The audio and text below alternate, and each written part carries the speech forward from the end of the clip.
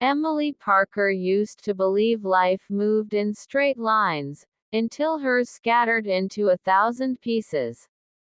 If someone had told her a year ago that she'd be standing on the edge of losing her home, juggling 2 jobs, and barely keeping her emotions from spilling over, she might have laughed.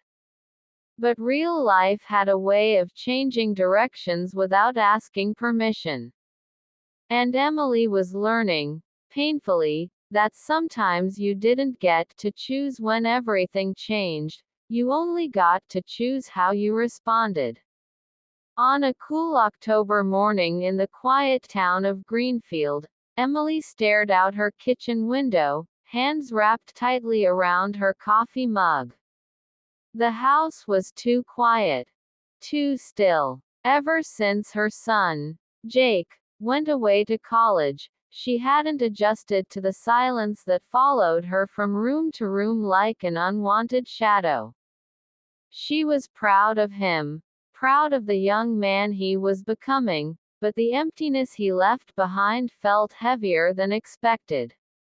Bills were spread across the table, their numbers shouting at her even in silence. The lost hours at her job last month hadn't helped, and the roof leak she had been avoiding had finally turned into a problem too big to ignore. Her late husband, Daniel, had always handled these things. But he'd been gone for 3 years now, and Emily was still figuring out how to do life alone. Her phone buzzed suddenly, pulling her back into reality. It was a message from her neighbor, 26-year-old Michael Turner. "Morning, Ms. Parker. Saw you were dealing with that roof problem. I'm free this afternoon. Want me to take a look?" No charge. He was a good kid. Well, not really a kid anymore, but that's how she'd always thought of him. He'd grown up just 3 houses down, spent half his childhood playing basketball with Jake in their driveway, and still checked in on her now and then. He had that kind of heart, the kind that didn't know how to walk away when someone needed help. Emily smiled at the message but typed back quickly. "Thanks, Michael, but you've done enough for me this year already. I don't want to take advantage of your kindness." She expected that to be the end of it. But less than 30 seconds later, her phone chimed again. "I'm coming anyway. Don't worry. I won't let your roof collapse on you. Besides, you'd do the same for me." She let out a small laugh, the first one of the day. It was true. He never stopped trying to help, no matter how many times she told him he didn't have to.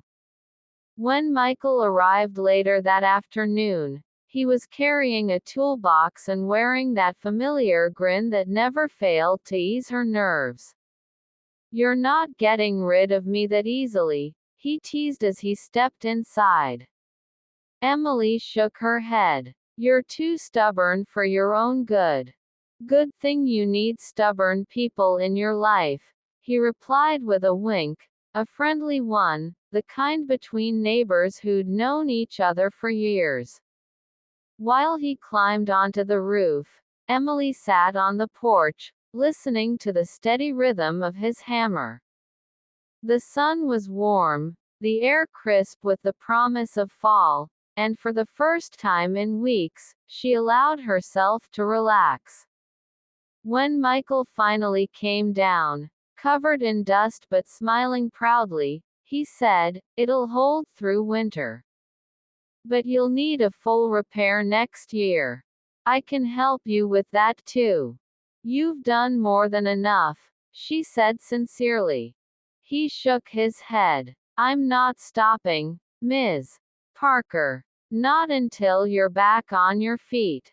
There it was again, his persistence, his heart, and something inside Emily shifted, just slightly, like a window cracking open after being shut for too long. Over the next few weeks, Michael kept showing up, not in a disruptive way, but in small, thoughtful moments. Dropping off groceries when he knew she was having a long week. Fixing the squeaky back door. Offering rides when her old car stalled. He didn't ask for anything in return. He didn't make her feel weak or incapable. He simply stood by her, silently and steadily, the way a good person does when they see someone struggling. Emily, who had always believed in doing everything herself, found herself slowly learning how to accept help without guilt. Then came the day everything changed. It was early November, and Emily was driving home from her second job when her phone buzzed with an alert. The community center, the one she volunteered for every spring, was looking for help organizing their winter charity drive. They needed someone with experience, someone reliable, someone who could lead. Years ago, she would have said yes immediately. But now she was exhausted, overwhelmed, unsure of her own capability. That evening, she told Michael about it while he tightened loose boards on her backyard fence. "You should do it," he said, not looking up from his work. "I don't know if I have the energy," she admitted. "You do," he replied simply. "You just forgot." She leaned against the railing, staring at him. "Michael, I can't keep relying on you for everything." He paused, wiped sweat from his forehead, and met her eyes. "Then don't. Rely on yourself. But I'm still not stopping. Not until you realize how strong you actually are." That sentence hit her harder than he probably intended. Because deep down, she did want to feel strong again.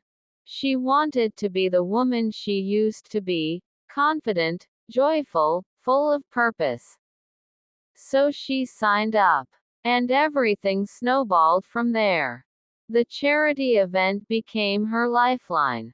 Hours turned into days, days into weeks, and Emily found herself too busy to worry, too engaged to feel the emptiness that had followed her for so long. She organized donation drives, coordinated volunteers, managed schedules, and even brought in local businesses as sponsors.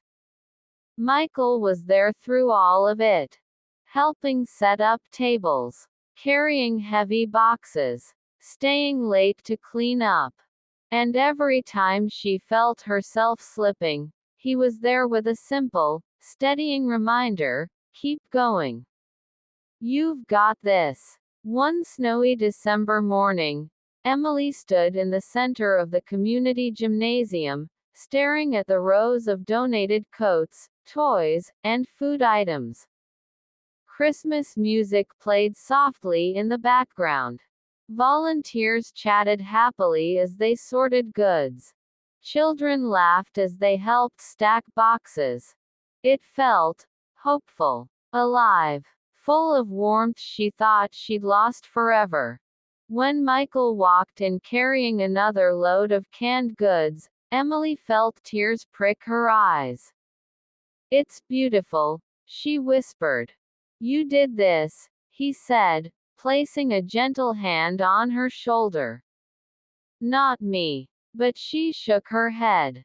"No, Michael, you didn't stop. And because of that, neither did I." For the first time in months, maybe years, Emily truly believed she was going to be okay. The charity event was a massive success. Families left with food for the holidays. Children left with gifts. Volunteers left feeling fulfilled. And Emily left with something she hadn't expected at all: her confidence restored. Winter quietly melted into spring, and life slowed again. But this time, Emily didn't feel alone. She had a purpose, a renewed spark, and a friendship that had grown into something steady and meaningful. One warm afternoon, as she and Michael sat on her porch sipping iced tea, he looked at her with a proud smile. "You're different now," he said. "How so?" she asked. "You don't wait for life to knock you down before you start fighting.